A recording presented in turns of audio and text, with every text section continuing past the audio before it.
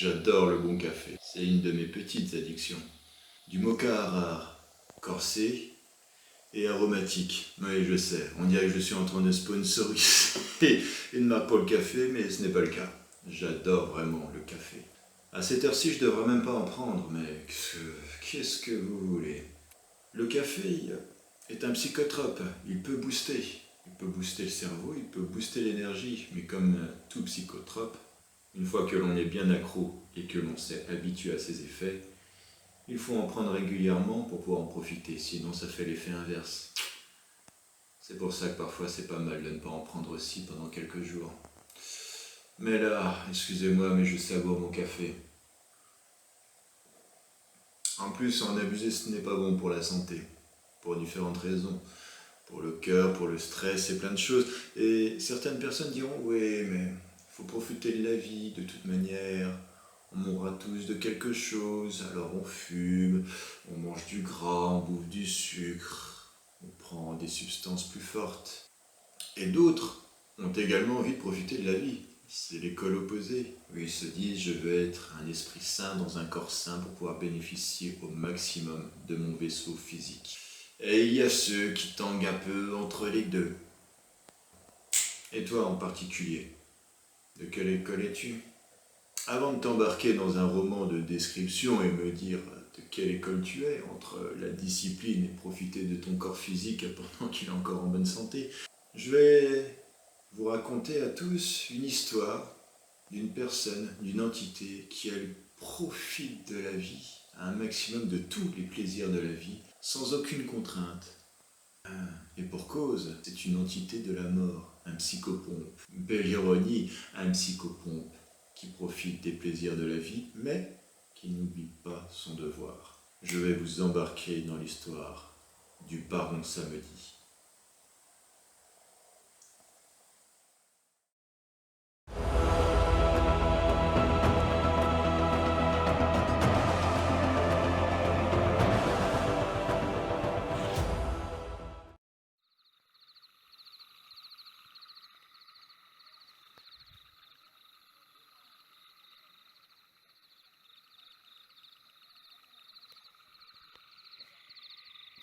Dans l'obscurité de la nuit, une silhouette se faufila parmi les ombres des palmiers pour échapper au clair de lune, restant invisible même à la nuit elle-même.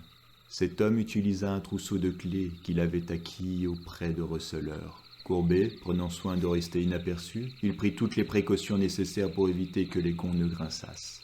La silhouette déposa son sac de toile, en sortit une pioche et une pelle, et commença à démanteler avec prudence tombes et mausolées pour extraire marbre et pierres finement taillées.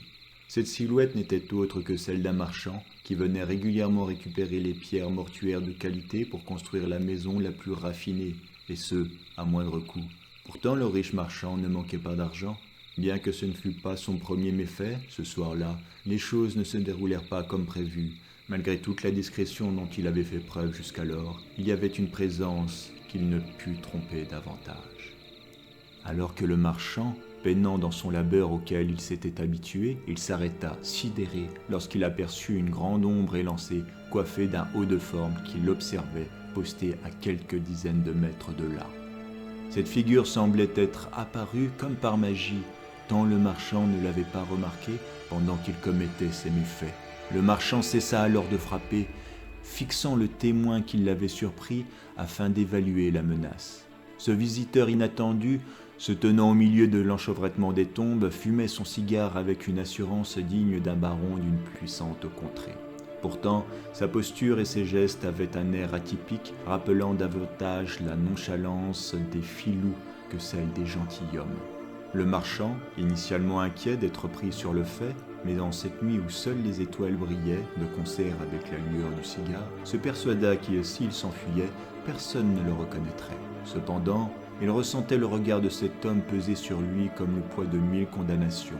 Une sensation des plus désagréables le saisit, comme si des lances puissantes transperçaient son âme, émanant des yeux de l'étranger. Pourtant, le regard de ce dernier restait caché dans l'obscurité de la nuit, que même la lueur enragée de son tabac ne pouvait dissiper. Cela n'altérait en rien son pouvoir de persuasion quasi magique que les sceptiques auraient qualifié de métaphysique. Craignant d'être découvert et ne supportant pas le poids de cette culpabilité silencieuse, l'avare marchand saisit son sac, son butin et son attirail et se hâta à quitter le cimetière au plus vite, désireux de regagner son domicile. Il en avait fini pour cette nuit. Mais l'autre visiteur n'entendit pas les choses de cette façon. Alors que le marchand s'empressait de s'échapper à grands pas, il ne sut par quelle magie l'étranger se retrouva à nouveau à quelques mètres de lui. Surgissant de derrière une grande pierre tombale, il se tourna face au marchand, se plantant fermement sur ses deux pieds en continuant à fumer son cigare. Le marchand, commençant à s'affoler réellement, bifurqua rapidement pour emprunter un autre chemin menant à la sortie. Mais une fois de plus, la silhouette de ce baron dépravé, fumant un cigare qui ne semblait jamais se consumer, se dressait toujours sur son passage. À chaque apparition, la distance entre eux se réduisait. Face à l'incertitude du danger, le marchand accéléra le pas, cherchant sans cesse une nouvelle voie, ses pas devenant de plus en plus précipités jusqu'à ce que sa marche se transformât en course. Mais à chaque fois, le baron était toujours plus proche. Le cœur du marchand battait au rythme de sa respiration haletante. À chaque bifurcation, le baron se rapprocha jusqu'à ce que l'odeur du tabac devint perceptible. Pris de panique, le marchand lâcha tout ce qu'il tenait et se mit à courir droit devant lui, à travers les tombes, renversant maladroitement stèles et pots de fleurs. La sortie n'était plus qu'à une dizaine de mètres, mais soudain, la grande silhouette apparut de nouveau. D'un pas, elle se plaça sur son chemin et d'un geste gracieux, elle se tourna pour lui faire face. Le marchand hurla d'horreur, les yeux écarquillés, la bouche grande ouverte, mais sans souffle. Il tomba à terre, le cul heurtant les graviers. La grande silhouette, peut-être une tête ou deux de plus que celle du marchand, claqua plusieurs fois de la langue en guise de désapprobation avant de tirer une longue bouffée de son cigare si profondément que les braises se mirent à crépiter. Élégamment vêtu, il portait un long manteau noir à col relevé, à la doublure violette. Son visage à la peau noire était peint en blanc à la manière d'un crâne. Il portait des lunettes teintées, visiblement plus par coquetterie que pour se protéger de la lumière d'un soleil endormi, et tenait une canne avec l'élégance d'un homme raffiné. Mais il se dandinait d'une manière satisfaisante. Le marchand se ressaisit et de sa veste sortit le revolver qu'il avait prévu pour une situation désespérée, une mesure qui lui semblait à cet instant tout à fait appropriée. « Écartez-vous de mon chemin, ou ce qui reste de votre cigare sera pour les corbeaux !»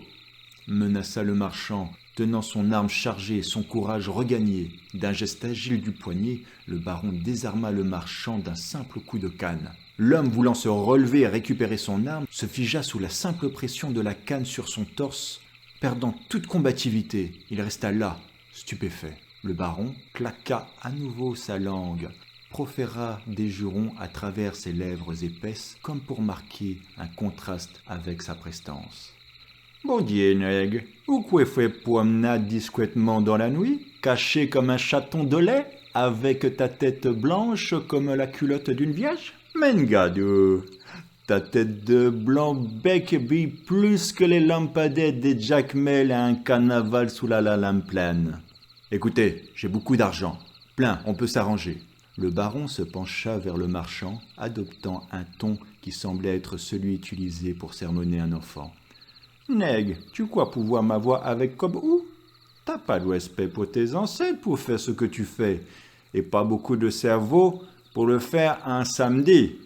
Zan, mais tu sais pas qui je suis. » « Bah, ça leur manquera pas, autant que ça profite aux vivants. »« Que ça profite aux vivants, Zambi? Attends que je te montre. » Le baron se redressa. Le marchand, fixant celui-ci sans oser bouger, avait l'air circonspect. Tenant sa canne et son cigare d'une main, le baron sortit une petite bouteille de rhum de sous sa veste, avant d'en boire une petite rasade qui grondait dans sa gorge. Il referma la bouteille avant de la ranger à sa place, puis coinçant le cigare entre ses deux doigts, il tira une longue taffe, si longue et profonde qu'aucun homme n'aurait pu l'imiter sans expulser tout son souffle.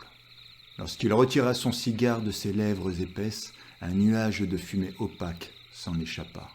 Il se pencha de nouveau vers le marchand éberlué qui ne comprenait pas ce qui lui arrivait. La fumée l'ensevelit dans un nuage plus dense que n'importe quel brouillard. Il toussa et toussa encore avant de se sentir léger, comme si son âme quittait son corps. Il regarda ensuite autour de lui. Lorsque le nuage se dissipèrent, il se releva Il était toujours dans le cimetière, mais il faisait jour. Couché au sol, le marchand se releva, se rappelant du cauchemar qu'il avait vécu. Il se mit à rire, se jurant de ne plus jamais boire de rhum avant de travailler le marbre. Se ressaisissant, il récupéra ses affaires abandonnées et regarda autour de lui pour s'assurer que personne ne l'avait vu. C'est alors qu'il entendit une voix d'homme. Aussitôt, le marchand se débarrassa de son sac. Il se dirigea vers la source de la voix pour évaluer l'ampleur du problème potentiel.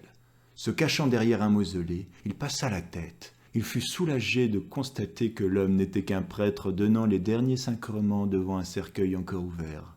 Rassuré, il souffla et fit demi-tour pour récupérer ses affaires et se remettre de ses émotions chez lui après un bon bain. À peine eut-il tourné les talons qu'il fut saisi par la curiosité.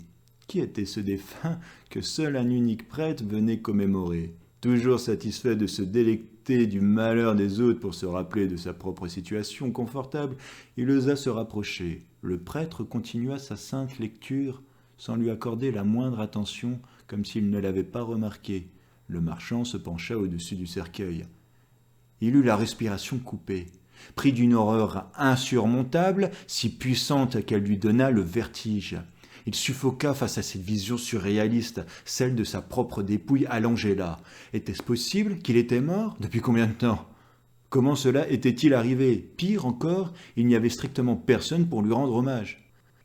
Au moment même, sous la pleine lune qui illuminait le maquillage blanc du baron Samedi, celui-ci continuait de fumer son cigare, regardant amusé, le malheureux se tortiller à ses pieds, victime de l'un de ses pires cauchemars. Assurément, à son réveil, il comprendrait que même les morts peuvent tout perdre, en commençant par leur fierté. De ses 2 pas dansant, sautillant çà et là sur les tombes, mais sans jamais rien déranger, que le baron sortit de son domaine. Arrivé à la lisière, prêt à rejoindre sa femme et les guédés, il vit 3 voluptueuses jeunes femmes, aux formes généreuses et à la taille cintrée, riant ensemble de la manière la plus enjouée. Cette vision revigora aussitôt le baron. Et en tendant bien l'oreille, il perçut le son des trompettes et des percussions rythmant un morceau de compas, comprenant que les jeunes femmes se rendaient là-bas.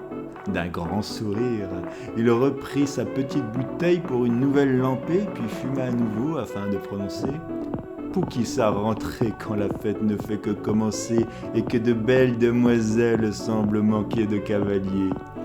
Les guédés et femmes Brigitte peuvent bien attendre !»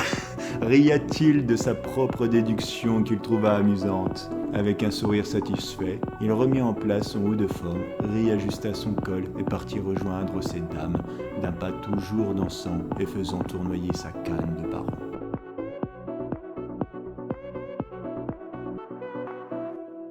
Ah, sacré baron. Il boit, il fume et il trompe sa femme. Ça, c'est un vrai mec.